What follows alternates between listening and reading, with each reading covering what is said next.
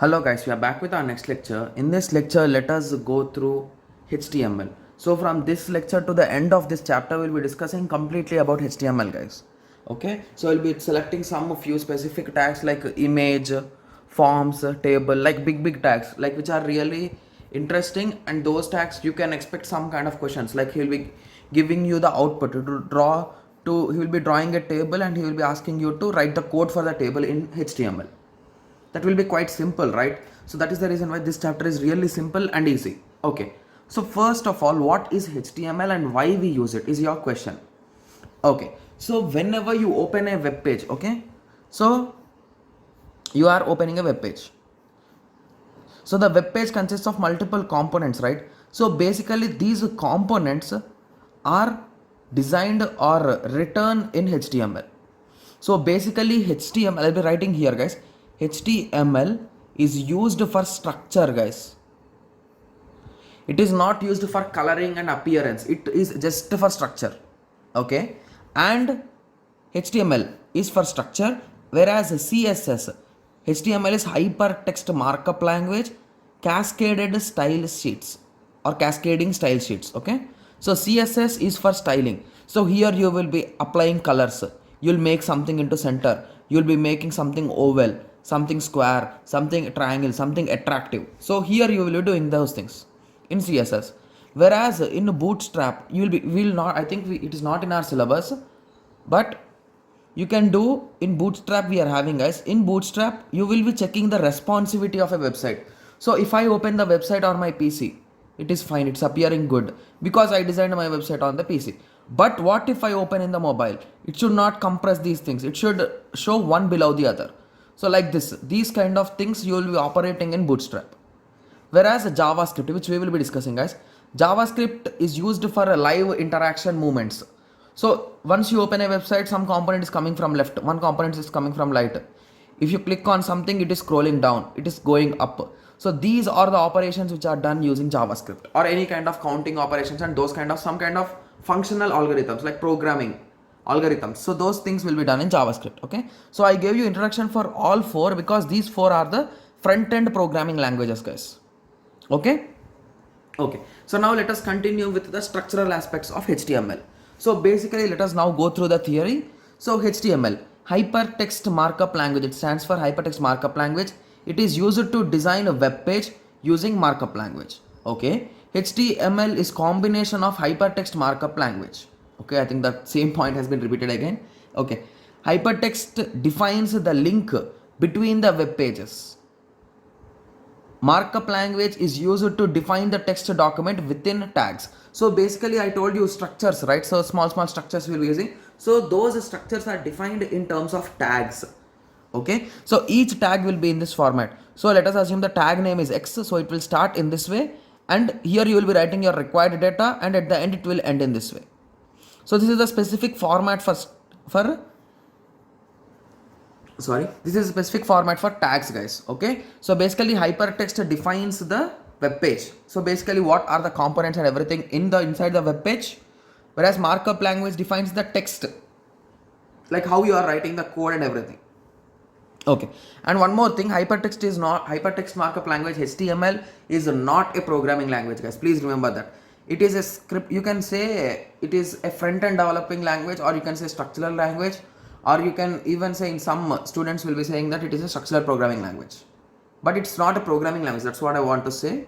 Okay, so it's some kind of scripting language. Some will be saying like scripting language also. That is nothing but this is markup language guys, or you can say directly from the name itself it is clearly saying, right, markup language. So better use the word markup language just to show or to structure something. We'll be using this HTML. Okay, so currently the latest version of HTML is HTML5.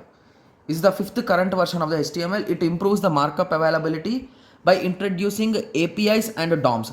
I think we'll be discussing about these two in the next unit, I think so guys. Okay, I'll make sure that we'll be discussing about these things so that you'll be having a clear idea.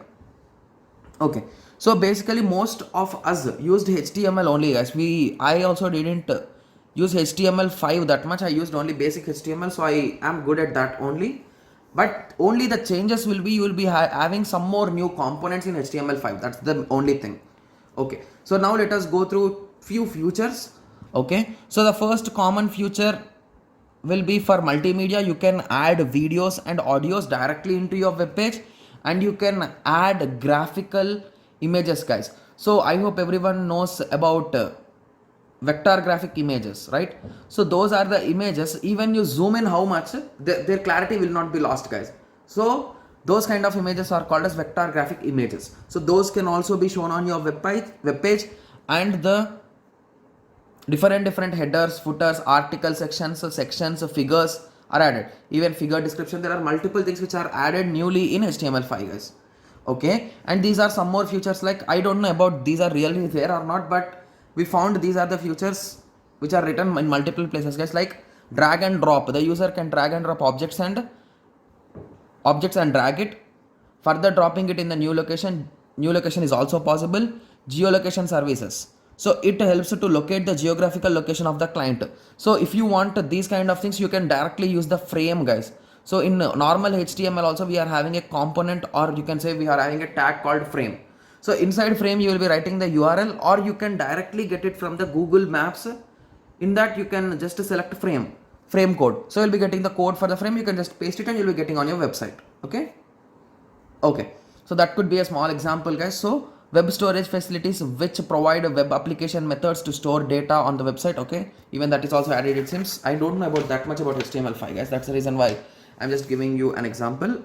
Okay, so basically the main change in HTML5 is that a normal HTML code starts with HTML directly, and inside something will be there, and at the end we will be reaching to HTML. Guys, don't worry, don't think too much. We'll be discussing about how you write the HTML code also, don't worry. Okay, whereas in HTML5 we will be using this. Inside first you will be writing exclamatory doc type is nothing but HTML. Previously, in previous HTML also we can write this, but this is not mandatory previously, whereas in HTML5 this is mandatory to use. Okay, after that you will be writing the meta char tag, that is nothing but for encoding. Char set, that is nothing but UTF-8. So basically UTF-8 is nothing but the codes that we are using, like ASCII values for websites, it is UTF-8, guys. So UTF-8 has all the English characters, emojis and everything, guys. Okay, so the major advantage of HTML is it is supported by all the web browsers. Guys, don't worry, we'll be going through some boilerplate code for HTML. After that we will be seeing multiple tags, and in our next lectures we will be discussing about few specific tags in detail. Okay, so don't worry that I'll be ending the HTML whole topic in this only video. Okay, don't worry about that. So advantages are nothing but all browsers will support more device friendly, easy to use and implement. HTML5 is integrated with CSS, JavaScript, etc. Can be built for a beautiful website, and the only disadvantage is that you need to write a long codes, and it will be a bit time consuming when compared to the normal way. Okay, so I told you, right, we will be going through a boilerplate code. Okay, so this is the boilerplate code I'll be writing beside, guys, because this is also having the CSS. This part we will be calling it as CSS, that is nothing but the style, you can say. Okay, so I'll be writing it here, the original HTML code.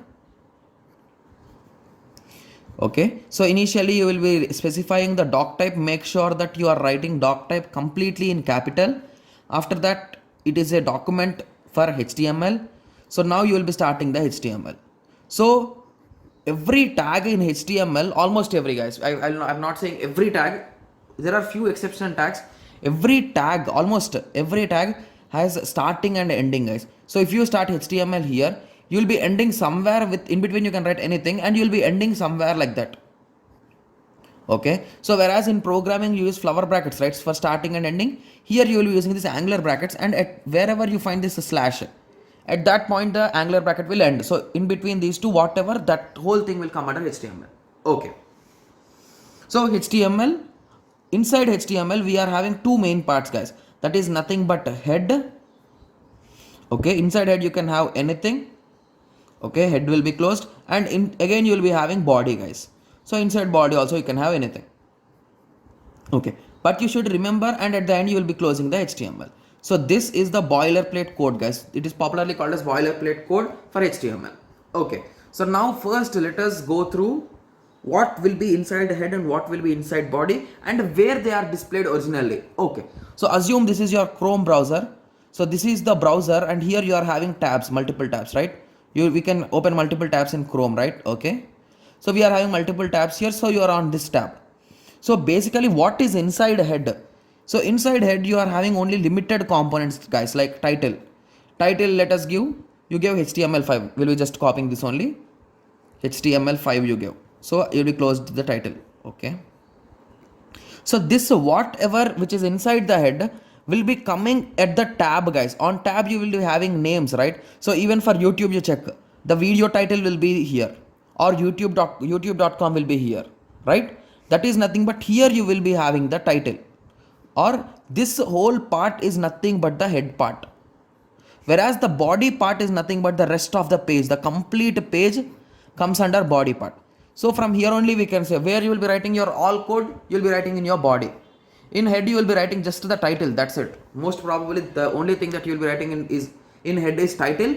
And we also write the connections, like with if once you learn CSS you need to connect CSS with HTML, right? So you will be connecting CSS to HTML here only, or you will be using this style tags.